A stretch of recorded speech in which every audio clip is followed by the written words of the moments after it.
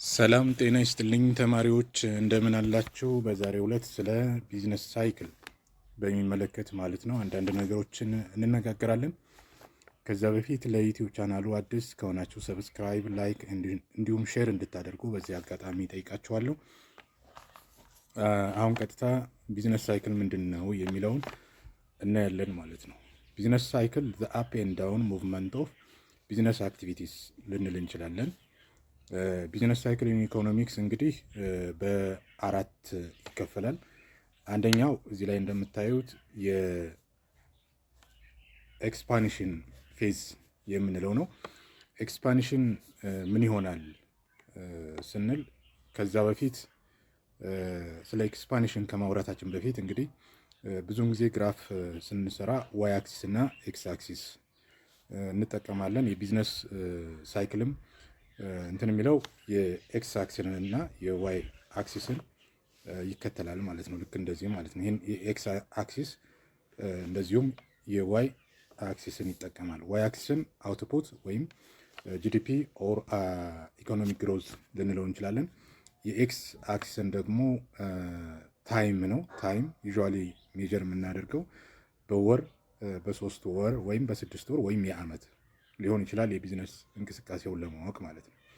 ስለዚህ ይህን ያክል ግንዛቤ ከያዛችሁ የኤክስፓንሽን ስንል አንድ ኢኮኖሚ ማለት ነው እድገቱን በሚመለከት እንቅስቃሴ የሚጀምርበት ነው፣ ለማደግ ማለት ነው የሚነሳበት ነው። እዚህ ጋር እንግዲህ ጂዲፒ ወይም ቶታል አውትፑት ኦር ኢኮኖሚክ ግሮዝ የምንለው ማለት ነው ኢኮኖሚያዊ እድገት እያደገ እየጨመረ ይመጣል ማለት ነው።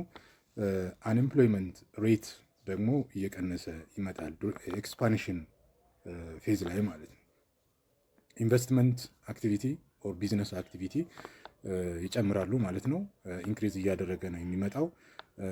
እንዲሁም ደግሞ ገቢ ኢንካም ማለት ነው አት ዘ ናሽናል ኦር ፕራይቬት ኦር ቢዝነስ ፊርምስ በአጠቃላይ ማለት ነው እየጨመረ ይመጣል ማለት ነው። ስለዚህ ኤክስፓንሽን ፌዝ የሚባለው እየጨመረ መምጣት ያለበት ሁኔታዎችን ያመለክታል ማለት ነው። ሁለተኛው የምናየው ፒክ የምንለው ነው። ፒክ ማለት ኢኮኖሚው ማክሲመም የሚደርስበት ነው። እንግዲህ ስንመለከት ፒክ ላይ የደረሰ አንድ ኢኮኖሚ ጂዲፒው ኦር ቶታል አውትፑቱ ማለት ነው ማክሲመም ላይ ይደርሳል። ጂዲፒ ያልነው አውትፑቱ ወይም ኢኮኖሚክ ግሮዙ የምንለካበት ማለት ነው። ኢምፕሎይመንት ክሪኤሽን ማለት ነው። እሱም እንዲሁ ማክሲመም ላይ ይደርሳል ማለት ነው።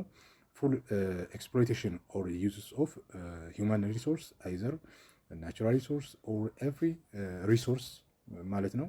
በዚህ አጋጣሚ ኤፊሽንትሊ የመጠቀም ሁኔታዎች ይኖራሉ ማለት ነው። በተመሳሳይ መንገድ ኢንቨስትመንቱ ማክሲመም ላይ ይደርሳል። ኢንካምም በተመሳሳይ መንገድ የተሻለ ገቢ ይሆናል ማለት ነው። ቢዝነስ ኮንፊደንስ እዚህ ላይ ኮንፊደንሻል የሚኮንበት ነው ማለት ማክሲመም ላይ ደርሷል ልንል እንችላለን። ሶስተኛው ፓርት ሪሲሽን ነው። ሪሲሽን ፌዝ የምንለው አንድ ኢኮኖሚ ፒክ ከደረሰ በኋላ እንግዲህ በዛው የሚቀጥል ካልሆነ ምን ሊያጋጥመው ይችላል? መውረድ ሊያጋጥመው ይችላል ማለት ነው። ሪሲሽን ፓርት ላይ ጂዲፒው እየቀነሰ ይመጣል። አንኤምፕሎይመንት ሬቱ ደግሞ የስራ አጥነት ምጣኔው እየጨመረ ይመጣል። ያ ማለት ኢምፕሎይመንት ክሪኤሽኑ ደካማ ይሆናል ማለት ነው። ኢንቨስትመንትም እየቀነሰ ይመጣል። በተመሳሳይ መንገድ የኢንካም በሃውስሆልድ እና በናሽናል ደረጃ ቶታል ኢንካም ማለት ነው እየቀነሰ ይመጣል። ቢዝነስ ኮንፊደንስ ሉዝ እያደረገ ይመጣል ማለት ነው አት ሪሲሽን ፌዝ። አራተኛው ፌዝ ዲፕሬሽን ነው። ዲፕሬሽን የምንለው በተዘዋዋሪ መንገድ ትራፍ ላይ ማለት ነው የምንደርሰው ኢኮኖሚው በአጠቃላይ አሽቆልቁሏል፣ በጣም ወርዷል ምንልበት ስፍራ ነው ያለው።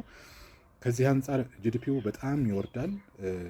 አንኤምፕሎይመንት ሀይ ይሆናል፣ የስራ አጥነት ምጣኔው ከፍተኛ ይሆናል። ገቢ ይቀንሳል። ኢንቨስትመንት ኦልሞስት የሚያነቃቃ ነገር ስለማይኖር አይድል ይሆናል። የሰው ሀብቱ አይድል ይሆናል። ሪሶርስ አይድል ይሆናል። ማሽኖቹ ኢቨን ላይ ይንቀሳቀሱ ይችላሉ ዲፕሬሽን ፌዝ ላይ ሲደርስ ማለት ነው።